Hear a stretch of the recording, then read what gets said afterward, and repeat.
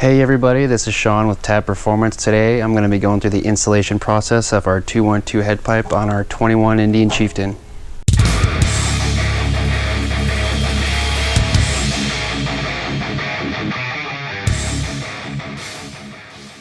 The first step, we want to get the bags out of the way. I've already went ahead and done that. Once we get the bags off, we can move on to the mufflers. The mufflers will have 2 bolts and a clamp per muffler. The 2 bolts are going to be right here in the back on this bracket. Be 2 hex head bolts, and they take a 13mm socket to get them out. Next, we can move up to the muffler clamp. There's a clamp that holds the muffler onto the head pipe. There's also a clamp that holds the heat shield to the muffler, so we need to loosen that as well. The muffler clamp will be a 15mm. The heat shield clamp will be a 1/4 inch.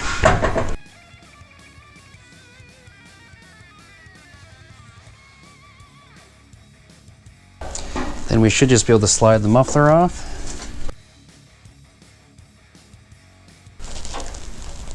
Now we can do the same thing on the left-hand side. Now we can move up to the floorboard and take that off. There's going to be 2 Allen head sockets holding this in place. Should be an 8mm Allen.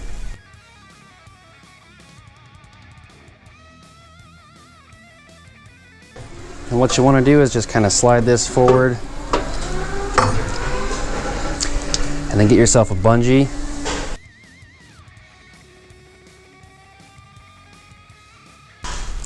And just hold that in place just like that. Now we can move on to the heat shields. There's going to be 2 hose clamps per shield. Should be a 1/4 inch socket for those. And we're going to want to back those all the way out.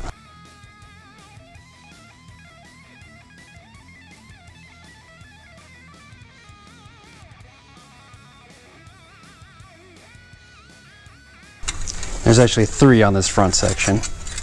Now we can get our cross under taken care of. We're going to have a clamp that holds the cross under to the head pipe. That clamp is going to take a 15mm socket. And then we'll have a bolt holding the cross under in place on the left hand side. That's going to be a 13mm socket.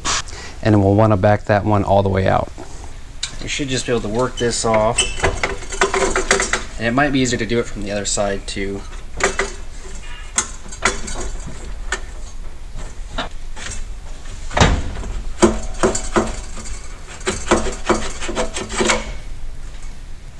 And for anyone who had noticed, this is not the stock head pipe.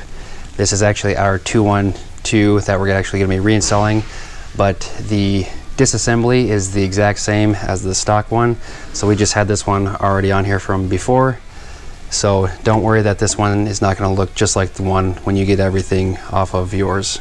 But with all the extra pieces out of the way, now we can disconnect our O2 sensors.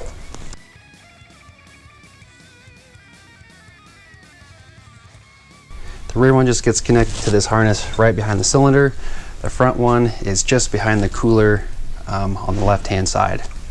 One thing to note is you don't have to disconnect them like this. You can loosen the flange nuts up at the heads and get it off, and then back them out where they bolt into the header. This is just much easier, so you're not trying to hold the header and loosen those at the same time. So with those out, next we can move up to the flange nuts. Then we do have 1 bolt holding it on a bracket back here. Go ahead and back that all the way out. There's going to be 4 of them, 2 per cylinder. It's going to be a 13mm socket to get those out. We'll just back those out, and then the header will come right off. The tool that works best for me is just a ratchet with an extension and then a universal joint along with our 13mm socket. You should be able to get to all of these with this tool.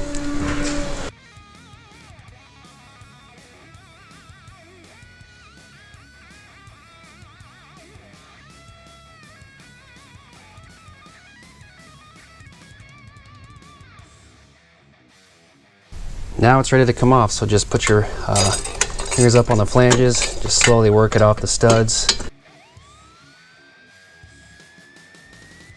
It should just come right out. So on the stock one, we're going to want to remove our O2 sensors, and then we're going to transfer them to the new header. Okay, now we can get our head pipe prepped for installation. It is a 2-piece design. It does come with both wideband and narrowband O2 sensor bungs.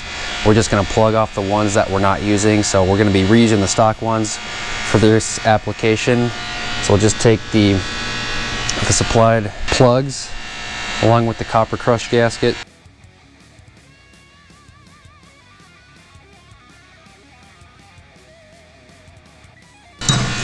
And then we can tighten those down with a 10mm Allen. Next we'll install the supplied flanges. Put the flange on first. And we'll take a ring. Use some ring expanders to get the ring over the inlet. You don't need this tool. You can use a flathead screwdriver or something like that to kind of pry it apart over that head. This just makes it much easier.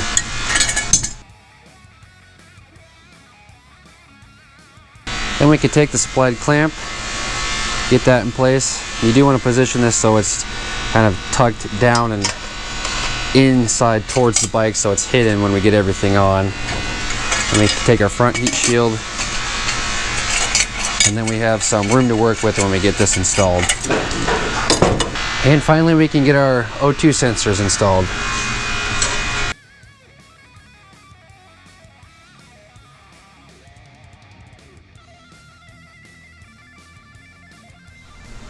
Before we get the new header installed, we do want to install the new gaskets.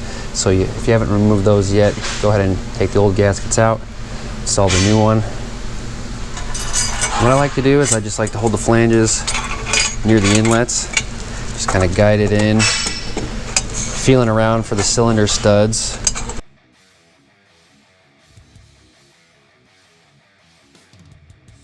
Might be a little bit back and forth, but I have them both on there now, so now I can just get the nuts loosely started.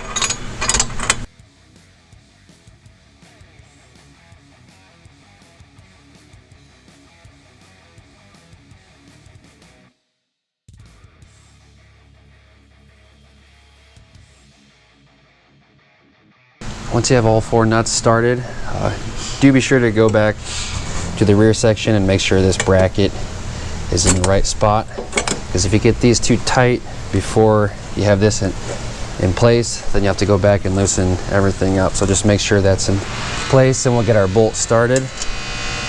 When that's in place, next we can just go back through and start slowly snugging those nuts down onto the heads.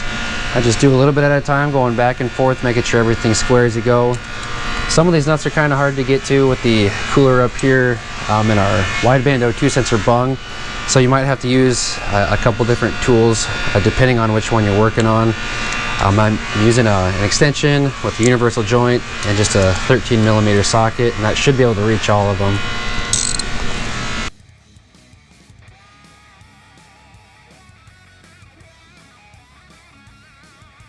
When everything's snug, I'm going to go back through, tighten our flanges to the heads. When those are tight, then I'm going to tighten this bracket bolt down here.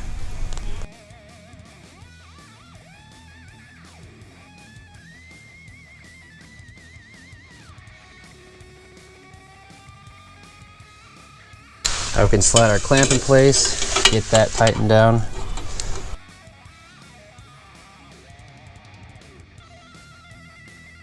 Now we can slide our crossover on.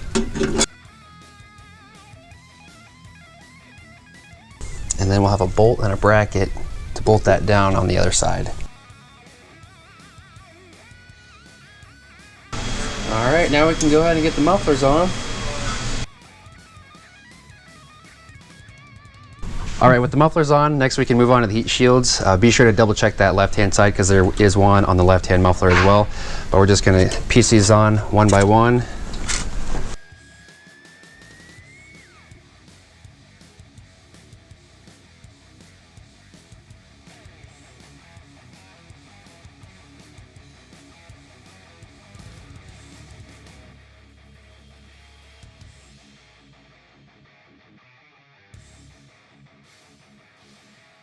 We can connect our O2 sensors.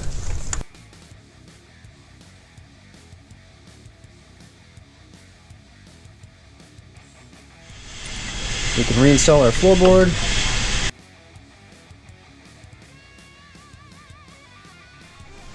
All right, Alright, once you get the floorboard on, next you can go ahead and get all your fingerprints wiped down because they will likely burn into there if you don't get those off. Once you get those wiped down, we can reinstall our bags and antenna if equipped. And that's all there is to it. So be sure to check out our website for more information, and also check us out on Facebook and Instagram.